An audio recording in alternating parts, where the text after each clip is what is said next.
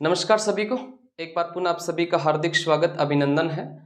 मैं हूं आपके साथ वसीम और आप देख रहे हैं आपका अपना YouTube channel study with Waseem. तो साथियों, पिछले बहुत दिनों से हम इस चैनल के ऊपर वीडियो जो है वो नहीं बना सके, इसके लिए आप सभी से क्षमा चाहते हैं।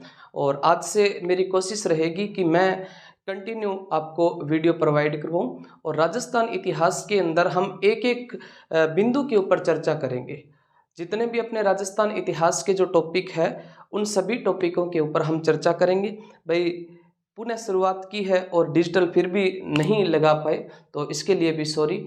आगे कोशिश करेंगे, अगर आप लोगों का सहयोग रहा तो हम डिजिटल भी जल्द से जल्द लगाने की कोशिश करेंगे। तो आप सभी से रिक्वेस्ट है कि आप वीडियो को ज़्यादा से ज़्यादा शेयर जरूर कर देना। तो अपने राजस्थान इतिहास के ऊपर चर्चा करेंगे और राजस्थान इतिहास में हम सबसे पहले जो है वो मॉडर्न के टॉपिक करेंगे। पीछे वाले जितने भी वीडियो मैंने डाले थे उन पे जो है वो राजवंश तो हमने लगभग किया था और कुछ एक कल्चर के भी टॉपिक पढ़ाए थे आपको और कुछ पॉलिटी के टॉपिक भी पढ़ाए थे। लेकिन आज से कंटिन्यू चाहे पढ़ा दिया हो चाहे नहीं पढ़ाया हो, सारे के सारे जो टॉपिक है इतिहास के उनके ऊपर हम दोबारा से चर्चा करेंगे। उनमें राजस्थान का इतिहास भी पढ़ेंगे और अपने भारत का इतिहास भी पढ़ेंगे। और राजस्थान के इतिहास में हम सबसे पहले मॉडर्न पढ़ेंगे और मॉडर्न के अंदर साथियों आज हम पढ़ने वाले हैं राजस्थान के प्रजामंडल आंदोलन। बहुत ही बेहतरीन टॉपिक है। आपने प्रजामंडल आंदोलनों के अंदर जो है वो लगभग यही देखा है कि टीचर क्या पढ़ाते हैं कि प्रजामंडल का नाम, सन और संस्थापक पढ़ाकर चले जाते हैं, लेकिन कई बार डिटेल से प्रश्न पूछ लिया जाता है। तो हम प्रजामंडलों की डिटेल जो है ये सारी की सारी आज पढ़ने वाले हैं। तो आप क्लास को ज़्यादा से ज़्यादा शेयर करना। तो अपने शुरू करते हैं आज की अपनी क्लास। और आज का हमारा टॉपिक है प्रजामंडल आंदोलन। आज का हमारा जो टॉपिक है वो है प्रजामंडल आंदोलन। प्रजामंडल आंदोलन बहुत ही शानदार टॉपिक है, प्रजामंडल आंदोलन, और पूर्णतः विस्तार के साथ में मैं आपको करवाने की कोशिश करूंगा। देखिएगा, प्रजामंडल आंदोलन में सबसे पहला बिंदु ये आता है कि प्रजामंडल क्या होता है। प्रजामंडल होता क्या है? तो प्रजा का मतलब होता है जनता। प्रजा का मतलब क्या होता है? जनता होता है। प्रजा का मतलब होता है जनता और मंडल का मतलब होता है शाब्द संगठन। मंडल का मतलब क्या होता है? संगठन। और कुल मिलाकर हम इसको कह सकते हैं जनता का संगठन। प्रजामंडल का अर्थ होता है जनता का संगठन।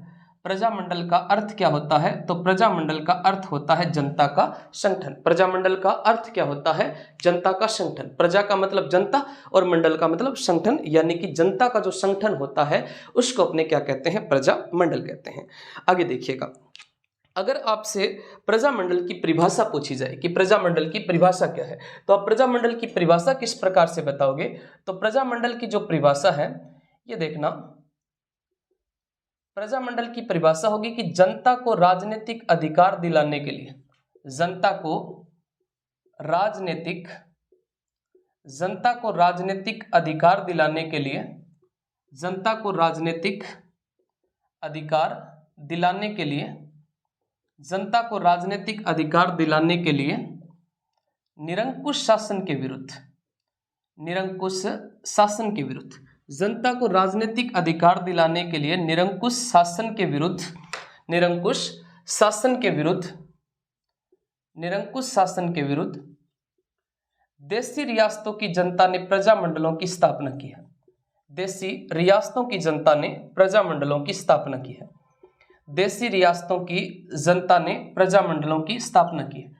देशी रियासतों की जनता ने किसकी स्थापना की है? प्रजामंडल की स्थापना की है। प्रजामंडल की स्थापना की है। प्रजामंडल की क्या की है?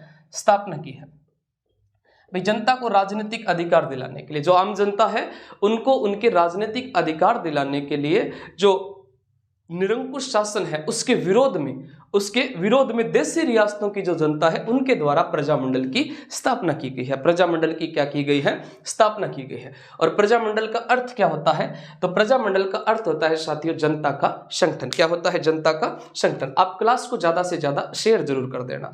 आगे देखिएगा, प्रजामंडल जो है इसमें आप ध्यान रखना कि जो देशी रियासतों की जनता है, जो देशी रियासतों की जनता है, इस देशी रियासतों की जनता ने 1918 में राजपूताना मध्य भारत सभा का गठन किया था। राजपूताना मध्य भारत सभा का गठन किया था। राजपूताना मध्य भारत सभा का गठन किया था? राजपूताना मध्य भारत सभा का गठन किया था। किसके द्वारा किया गया राजपूताना मध्य भारत सभा का गठन? तो राजपूताना मध्य भारत सभा का गठन 1918 के अंदर और देशी रियासतों की जनता ने राजपूताना मध्य भारत सभा का गठन किया है। और इस राजपूताना मध्य भारत सभा का गठन कहाँ पर होता है? तो इसका गठन हुआ था चांदनी चौक के मारवाड़ी पुस्तकालय में। चांदनी चौक के मारवाड़ी पुस्तकालय में। चांदनी चौक के कौन से पुस्तकालय में? तो चांदनी चौक के मारवाड़ी पुस्तकालय के अंदर, मारवाड़ी पुस्तकालय में किसका गठन होता है? तो राजपूताना मध्य भारत सभा का गठन हुआ था चांदनी चौक के मारवाड़ी पुस्तकालय के अंदर। और इस राजपूताना मध्य भारत सभा के जो संस्थापक थे, राजपूताना मध्य भारत सभा के संस्थापक कौन से हैं? तो संस्थापक हो जाएंगे केसरी सिंह बारठ। केसरी सिंह बारठ, केसरी सिंह बारठ, केसरी सिंह बारठ और गणेश शंकर विद्यार्थी। गणेश शंकर विद्यार्थी। राजपूताना मध्य भारत सभा का गठन जो है वो देशी रियासतों की जनता के द्वारा जो है वो 1918 के अंदर किया गया था। 1918 में देशी रियासतों की जनता ने राजपूताना मध्य भारत सभा का गठन किया था और इसका गठन चांदनी चौक के मारवाड़ी पुस्तकालय में होता है। इसके संस्थापक केसरी सिंह बारठ थे और इनका सहयोगी जो था जिसका नाम था गणेश शंकर विद्यार्थी। और इस राजपूताना मध्य भारत सभा का जो प्रथम अधिवेशन हुआ था ये कहाँ पर होता है?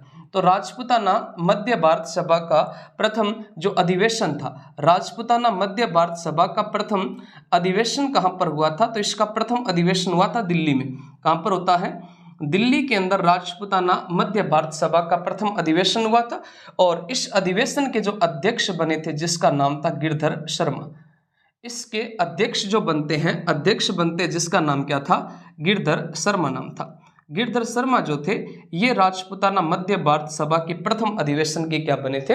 अध्यक्ष बने थे। हमने कहा कि प्रजा का मतलब जनता और मंडल का मतलब संगठन, कि जनता के संगठन को ही प्रजा मंडल कहा जाता है। और अपने जनता को राजनीतिक अधिकार दिलाने के लिए देशी रियासतों, निरंकुश शासन के विरुद्ध देशी रियासतों की जनता के द्वारा प्रजामंडल की स्थापना की गई है। और साथ में 1918 में देशी रियासतों की जनता ने राजपूताना मध्य भारत सभा का गठन जो है वो चांदनी चौक के मारवाड़ी पुस्तकालय में किया था और इसके संस्थापक केसरी सिंह बारठ और गणेश शंकर विद्यार्थी थे और इसके प्रथम अधिवेशन जो वो दिल्ली में हुआ था और इसके अध्यक्ष कौन बने थे? गिरधर शर्मा बने थे। आगे देखिएगा 1927 में अखिल भारतीय देशी राज्य लोक परिषद का गठन होता है। अखिल भारतीय देशी राज्य लोक परिषद का गठन, अखिल भारतीय देशी राज्य लोक परिषद का गठन होता है। लोक परिषद का गठन होता है। लोक परिषद का गठन हुआ। अखिल भारतीय देशी राज्य लोक परिषद का गठन जो है वो कहां पर हुआ था? तो बताना मुंबई के अंदर। मुंबई में अखिल भारतीय देशी राज्य लोक परिषद का गठन होता है। मुंबई में अखिल भारतीय देशी राज्य लोक परिषद का गठन हुआ था और अखिल भारतीय देशी राज्य लोक परिषद के जो अध्यक्ष बने थे, अध्यक्ष जो बने थे इसके जिसका नाम था गिरधर शर्मा, अध्यक्ष जो बनते हैं जिनका नाम था बहादुर रामचंद्र। बहादुर रामचंद्र जो थे ये अखिल भारतीय देशी राज्य लोक परिषद के अध्यक्ष बनते हैं और इसके जो उपाध्यक्ष थे जिसका नाम था विजय सिंह पथिक। इसके उपाध्यक्ष कौन बने थे? विजय सिंह पथिक बने थे। इसके उपाध्यक्ष कौन बनते हैं? विजय सिंह पथिक बनते हैं। विजय सिंह पथिक जो थे ये इसके क्या बनते हैं? उपाध्यक्ष बनते हैं। विजय सिंह जिसका मूल नाम तो भूप सिंह था लेकिन जो ये जेल से भागा हुआ क्रिमिनल था और 1907 में ये प्रसिद्ध क्रांतिकारी रास बिहारी बोस और सचिंद्र सत्याल के संपर्क में जाते हैं और रास बिहारी बोस के कहने पर ये खरवा के ठाकुर गोपाल सिंह खरवा के पास गए थे और गोपाल सिंह खरवा ने इनको टोडगढ़ दुर्ग के अंदर शरण दी थी और वहां पर दाढ़ी बढ़ाकर इसका नाम जो था वो भूप सिंह से विजय सिंह कर दिया था और इनको पथिक की उपाधि जो है वो महात्मा गांधी के द्वारा दी गई है। महात्मा गांधी के द्वारा इनको कौन सी उपाधि दी गई है? पथिक की उपाधि दी है। तो 1918 में राजपूताना मध्य भारत सभा का गठन हुआ था और 1927 के अंदर अखिल भारतीय देशी राज्य लोक परिषद का गठन होता है और इसके बाद में 1928 में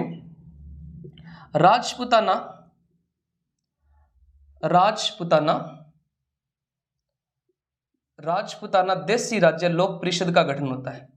देशी राज्य लोक परिषद का गठन हुआ था। लोक परिषद का गठन हुआ था। राजपूताना देशी राज्य लोक परिषद का गठन जो है वो कब हुआ था? तो राजपूताना देशी राज्य लोक परिषद का गठन 1928 के अंदर होता है और इसका जो प्रथम अधिवेशन था वो अजमेर में 1931 को हुआ था। इसका जो प्रथम अधिवेशन है ये कहाँ पर हुआ था? तो प्रथम अधिवेशन अजमेर में हुआ था। प्रथम इसका अधिवेशन जो है वो अजमेर में होता है। इसका प्रथम अधिवेशन कहाँ पर हुआ था? अजमेर के अंदर हुआ था और इसके जो अध्यक्ष बनते हैं जिसका नाम था राम नारायण चौधरी। राम नारायण चौधरी। साथियों, सभाओं से बहुत सारे प्रश्न पूछे जाते हैं। सभाओं से प्रश्न जो है वो बहुत सारे पूछे जाते हैं, इसलिए सारी की सारी सभा जो है इसको आप खास तौर से याद रखना कि जो प्रजामंडल है इसका अर्थ होता है जनता का संगठन। और प्रजामंडल की परिभाषा क्या है? तो प्रजामंडल की परिभाषा है कि जनता को राजनीतिक अधिकार दिलाने के लिए निरंकुश शासन के विरुद्ध देशी रियासतों की जनता ने प्रजामंडल की स्थापना की है। और 1918 में राजपूताना मध्य भारत सभा का गठन जो है वो चांदनी चौक के मारवाड़ी पुस्तकालय में हुआ था और इसके संस्थापक केसरी सिंह बारट और गणेश शंकर विद्यार्थी थे। और इसका जो प्रथम अधिवेशन था वो दिल्ली में हुआ था जिसके अध्यक्ष गिरधर शर्मा बने थे। और 1927 में अखिल भारतीय देशी राज्य लोक परिषद का गठन मुंबई में होता है जिसके अध्यक्ष बने थे बहादुर रामचंद्र।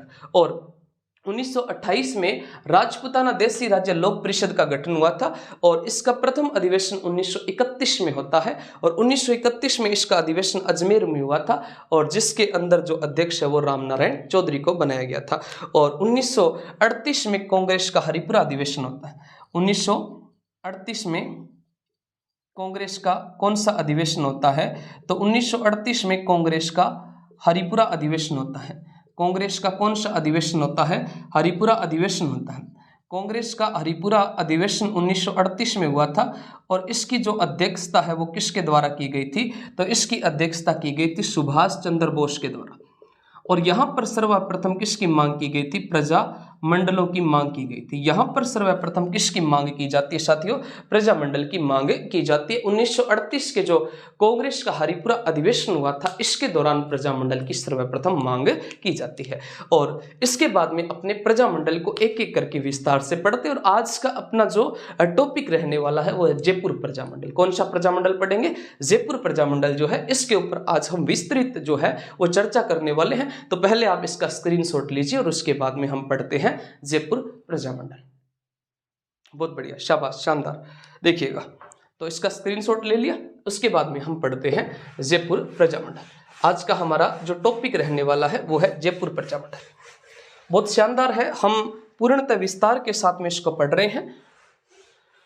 तो जयपुर प्रजामंडल की बात करेंगे। आज का हमारा जो टॉपिक है वो है जयपुर प्रजामंडल और लगभग आपको हर रोज शाम को 8 बजे जो है वो अब आपको कंटिन्यू क्लासें जो है वो देखने को मिलेगी। तो आज का हमारा जो टॉपिक है वो है जयपुर प्रजामंडल। जयपुर प्रजामंडल, जयपुर प्रजामंडल। तो सबसे पहला जयपुर प्रजामंडल के अंदर बिंदु आता है कि जयपुर में राजनीतिक चेतना किसने जागृत की थी? तो जयपुर में राजनीतिक चेतना, जयपुर में राजनीतिक चेतना अर्जुन लाल सेठी ने, अर्जुन लाल सेठी जो था, इस अर्जुन लाल सेठी ने जयपुर के अंदर राजनीतिक चेतना या जन जागृति प्रारंभ की थी।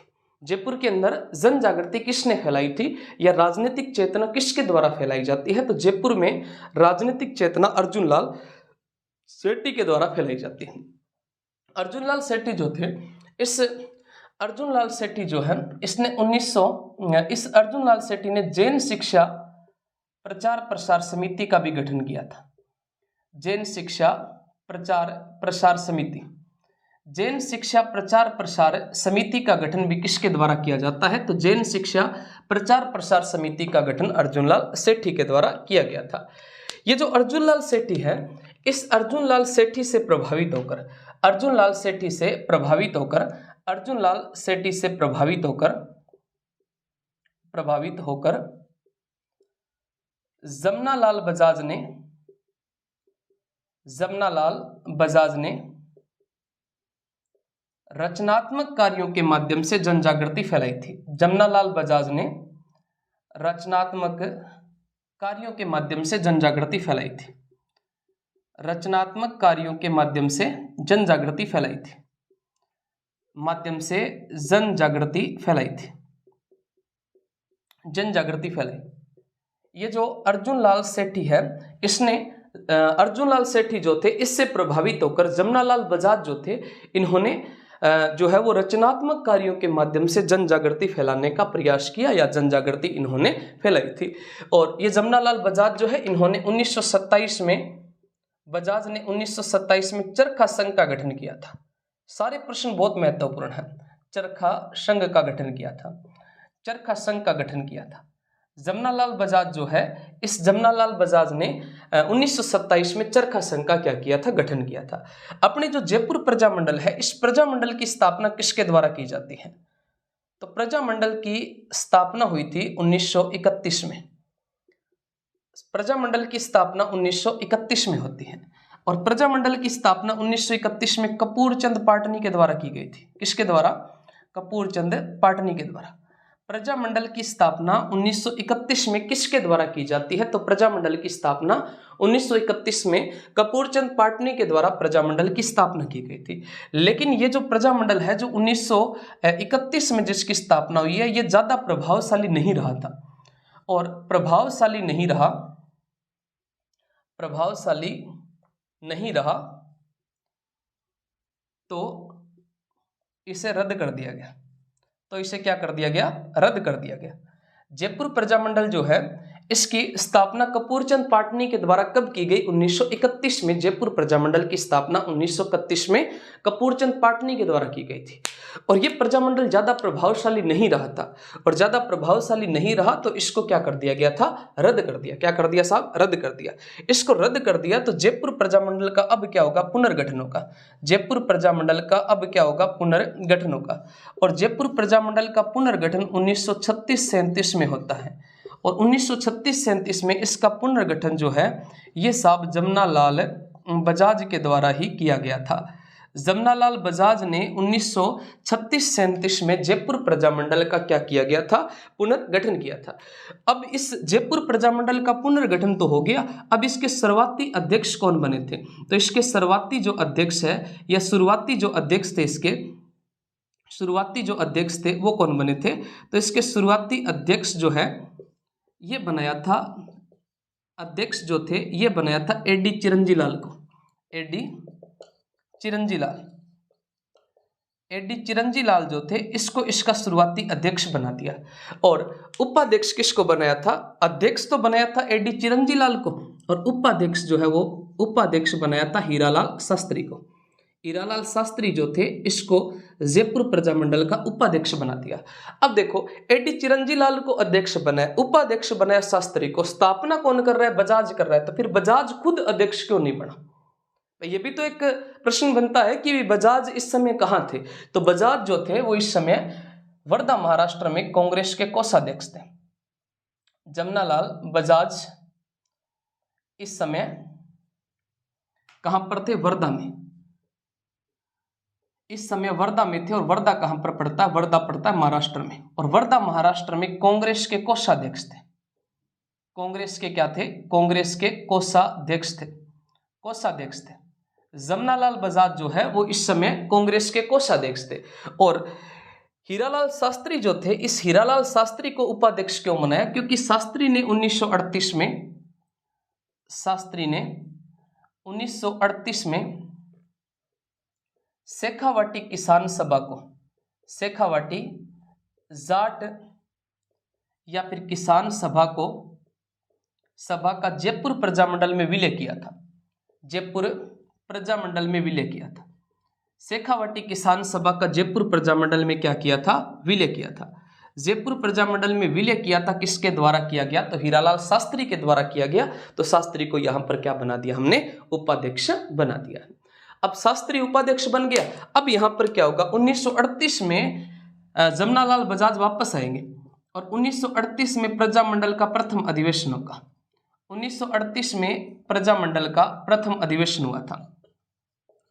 1938 में प्रजामंडल का क्या होता है? प्रथम अधिवेशन होता है। और 1938 में जब प्रजामंडल का प्रथम अधिवेशन हुआ था तो यहाँ पर कस्तूरबा गांधी ने भाग लिया था। कस्तूरबा गांधी के द्वारा भाग लिया जाता है। यहाँ पर किसके द्वारा भाग लिया जाता है? कस्तूरबा गांधी जो है इसके द्वारा यहाँ पर भाग लिया जाता है। क्यों भाग लिया जाता है? क्योंकि जमनालाल बजाज जो थे, ये बजाज जो है ये गांधी जी का 5वां पुत्र है। गांधी जी का क्या है? 5वां पुत्र है। गांधी का 5वां पुत्र है। गांधी का क्या है? गांधी का 5वां पुत्र है। गांधी का 5वां पुत्र बजाज है और साथ में बजाज को गुलाम नंबर 4 भी कहा जाता है। गुलाम नंबर इसको 4 भी कहा जाता है। भाई गांधी जी पापा है तो फिर मम्मी तो आएंगे ना। पापा है गांधी जी तो मम्मी कस्तूरबा गांधी, ये तो भाग लेंगे। तो गांधी जी की जो पत्नी है कस्तूरबा गांधी, जिसने 1938 में प्रजामंडल के प्रथम अधिवेशन में क्या ले लिया? भाग ले लिया। अब प्रजामंडल जो है वो बहुत ज्यादा प्रभावशाली हो गया, और प्रभावशाली हो गया यानी लोकप्रियता बढ़ गई, और प्रजामंडल की लोकप्रियता बढ़ने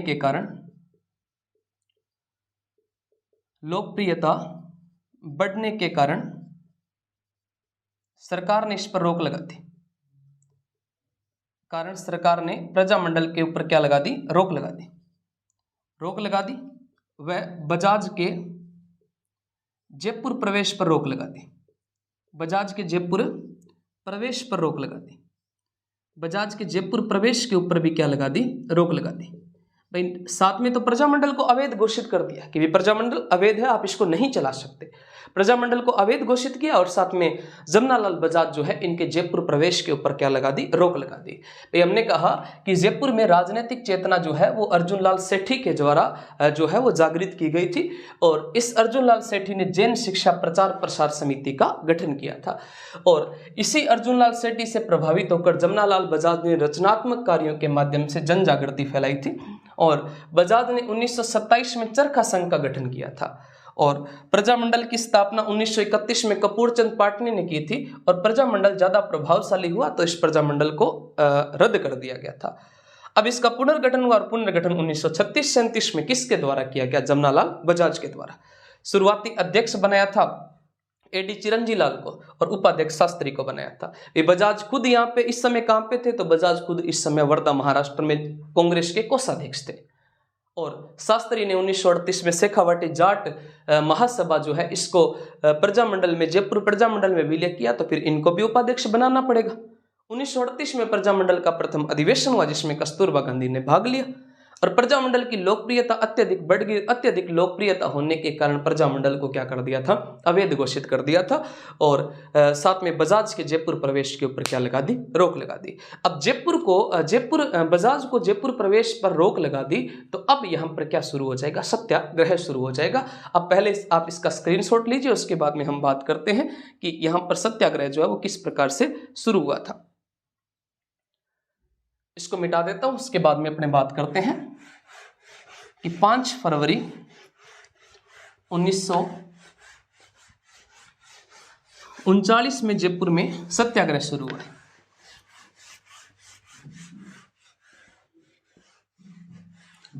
5 फरवरी 1939 को जयपुर में सत्याग्रह शुरू हो गया। 5 फरवरी 1939 में जयपुर में सत्याग्रह प्रारंभ हुआ। जयपुर में सत्याग्रह प्रारंभ हुआ। 5 फरवरी 1939 को जयपुर में सत्याग्रह प्रारंभ हो गया, और सत्याग्रह के अंदर जो है वो 6000 सत्याग्रहियों ने या 6000 लोगों ने भाग लिया था। 6000 लोगों ने भाग लिया था। और यहां पर महिलाओं का नेतृत्व किसके द्वारा किया जाता है? तो यहां पर महिलाओं का नेतृत्व जो था वो किया गया था दुर्गावती शर्मा के द्वारा। दुर्गावती शर्मा के द्वारा। हर एक लाइन महत्वपूर्ण है, हर एक लाइन एग्जाम की दृष्टि से महत्वपूर्ण है। आप सभी अच्छे से इसको नोट कर लेना भाई। तो 5 फरवरी 1939 में जयपुर में सत्याग्रह प्रारंभ हुआ। 6000 सत्याग्रहियों ने भाग लिया था, और महिलाओं का नेतृत्व दुर्गावती शर्मा के द्वारा किया गया था। अब यहाँ पर सत्याग्रह फैला, इसका मतलब सरकार जो है, इस सरकार में भी अफड़ा तफड़ी मच जाती है। गांधी जी से संपर्क किया, और गांधी जी के कहने पर 18 मार्च 1939 को गांधी के कहने पर सत्याग्रह को समाप्त किया था। महात्मा गांधी के कहने पर महात्मा गांधी के कहने पर सत्याग्रह समाप्त किया। सत्याग्रह क्या कर दिया? समाप्त कर दिया। महात्मा गांधी के कहने पर सत्याग्रह को समाप्त कर दिया और सत्याग्रहियों ने आत्मसमर्पण कर दिया और सत्याग्रहियों को जेल के अंदर डाल दिया जाता है। अब यहां पर 5 अगस्त 1939 की बात थी। 5 अगस्त 1939 की बात थी और 5 अगस्त 1939 को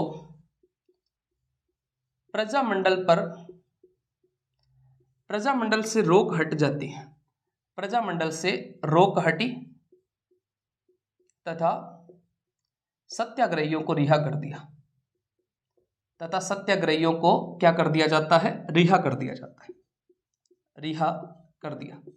प्रजामंडल जो था, इस प्रजामंडल पे जो रोक लगी थी, प्रजामंडल को अवैध घोषित किया था, अब इसको साथ में वैध घोषित कर दिया और साथ में जितने भी सत्याग्रही जिनको जेल में डाला था, जिन्होंने आत्मसमर्पण किया था, उन सभी को यहाँ पर क्या कर दिया जाता है? आजाद कर दिया जाता है।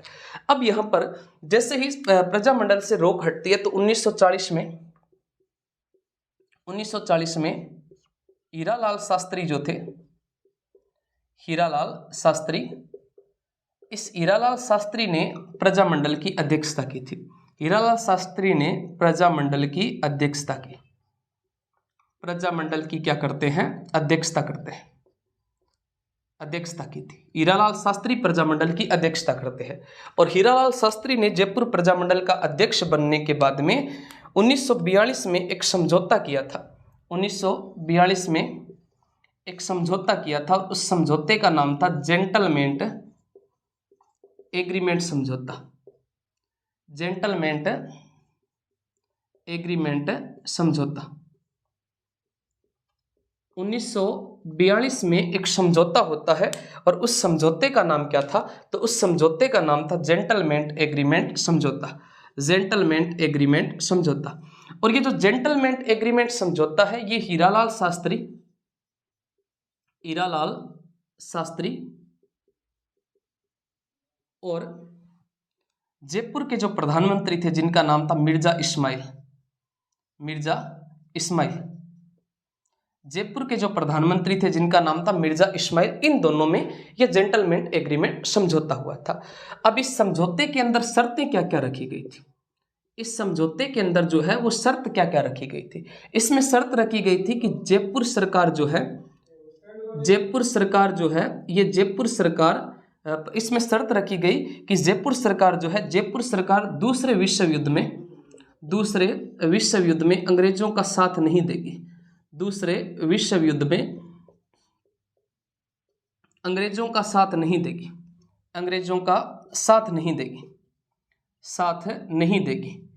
जयपुर सरकार दूसरे विश्व युद्ध में अंग्रेजों का साथ नहीं देगी।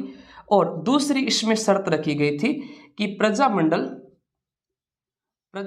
युद्ध विरोध में शांतिपूर्ण अभियान चलाएगा। प्रजामंडल युद्ध विरोध में शांतिपूर्ण अभियान चलाएगा। युद्ध विरोध में शांतिपूर्ण क्या चलाएगा? अभियान चलाएगा। प्रजामंडल जो है ये युद्ध विरोध में शांतिपूर्ण अभियान चलाएगा। और साथ में जयपुर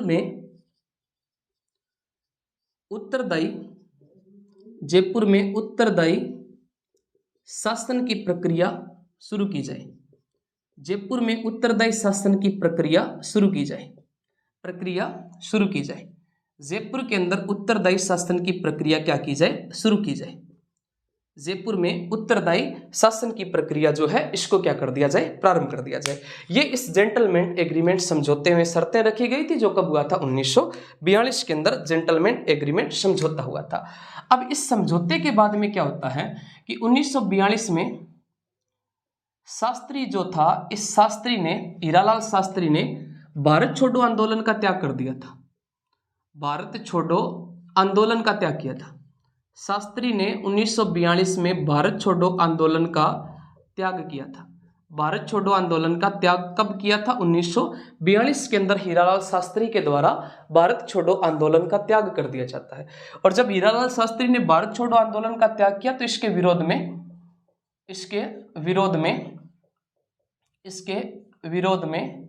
भारत छोड़ो आंदोलन का त्याग किया तो इसके विरोध में बाबा हरिश्चंद्र ने आजाद मोर्चे का गठन किया था। आजाद मोर्चे का गठन किया था। आजाद मोर्चे का गठन किया। मोर्चे का गठन किया था। आजाद मोर्चे का गठन किया था। इसके विरोध में जब हीरालाल शास्त्री जो था, इसने जयपुर प्रजा जो भारत छोड़ो आंदोलन था इसका त्याग कर दिया, तो इसके विरोध में बाबा हरिश्चंद्र ने आजाद मोर्चे का क्या किया था, गठन किया था। और 1942 में, अक्टूबर 1942 की बात थी, अक्टूबर 1942 में जयपुर में संवैधानिक सुधारों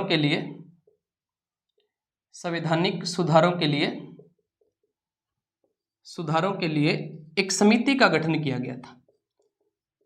एक समिति का गठन किया गया था। जयपुर में संवैधानिक सुधारों के लिए 1942 में, अक्टूबर 1942 में एक समिति का गठन किया था। और 1943 में, जनवरी 1943 में समिति की रिपोर्ट आती है। समिति ने रिपोर्ट जारी की थी। समिति ने रिपोर्ट जारी की थी। और 1944 में उत्तरदायी शासन लागू होता है। 1944 में जयपुर में उत्तरदायी शासन लागू होता है। उत्तरदायी शासन लागू हुआ। और 1945 में जयपुर में विधानसभा के चुनाव होते हैं। जयपुर में कौन से चुनाव हुए थे? तो जयपुर में विधानसभा के चुनाव होते हैं।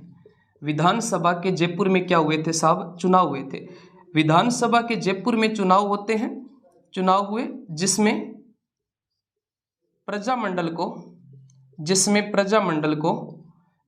प्रजामंडल को 51 में से 27 सीटें मिली थी। 27 क्या मिली थी? सीटें मिली थी। 51 में से 27 सीटें किसको मिलती है? जयपुर प्रजामंडल को 51 में से 27 सीटें मिल जाती है। और 1947 की बात थी। और 1947 में जयपुर के महाराजा थे, जयपुर महाराजा ने नरेंद्र मंडल में भारत संघ में शामिल होने की घोषणा की थी। भारत संघ में शामिल होने की घोषणा की थी। भारत संघ में शामिल होने की घोषणा की थी। भारत संघ में शामिल होने की घोषणा कब की जाती है? 1947 के अंदर। और 1947 में भारत संघ में शामिल होने की घोषणा करके आंदोलन को क्या कर दिया जाता है? समाप्त कर दिया जाता है। तो एक बार आप शुरू से लास्ट तक इसका रिवीजन करना कि जयपुर के अंदर जन जागृति अर्जुनलाल सेठी ने फैलाई थी। और अर्जुनलाल सेठी ने जैन शिक्षा प्रचार प्रसार समिति का गठन किया था। और इन्हीं से प्रभावित होकर जमनालाल बजाज जो थे, उन्होंने रचनात्मक कार्यों के माध्यम से जन जागृति फैलाई थी। जमनालाल बजाज ने 1927 में चरखा संघ का गठन किया था। और जयपुर प्रजामंडल की स्थापना 1931 में कपूरचंद पाटनी के द्वारा की गई थी। प्रजामंडल ज्यादा प्रभावशाली नहीं रहा, जिसके कारण प्रजामंडल को रद्द कर दिया जाता है। 1936-37 में इसका पुनर्गठन जमनालाल बजाज ने किया था। और इसके शुरुआती जो अध्यक्ष थे वो एडी चिरंजीव लाल को बनाया था। और उपाध्यक्ष जो था वो किसको बनाया था? हीरालाल शास्त्री को। और इस समय जो जमनालाल बजाज थे ये कांग्रेस के कोषाध्यक्ष थे वर्धा महाराष्ट्र में। और हीरालाल शास्त्री जो थे, इन्होंने 1938 में जयपुर में शेखावाटी किसान सभा का विलय करवाया था। और इधर प्रजामंडल का प्रथम अधिवेशन 1938 में हुआ था, जिसमें कस्तूरबा गांधी के द्वारा भी भाग लिया जाता है। और जयपुर प्रजामंडल ज्यादा प्रभावशाली हुआ तो सरकार ने इसको अवैध घोषित करके और बजाज के जयपुर प्रवेश के ऊपर क्या लगा दी थी? रोक लगा दी थी। इसके बाद में हमने बात किया कि 5 फरवरी 1939 को जयपुर में सत्याग्रह प्रारंभ होता है। और इसमें 60,000 सत्याग्रहियों ने भाग लिया था। और महिलाओं का नेतृत्व दुर्गावती शर्मा के द्वारा किया जाता है। 18 मार्च 1939 को महात्मा गांधी के कहने पर सत्याग्रह को समाप्त किया था।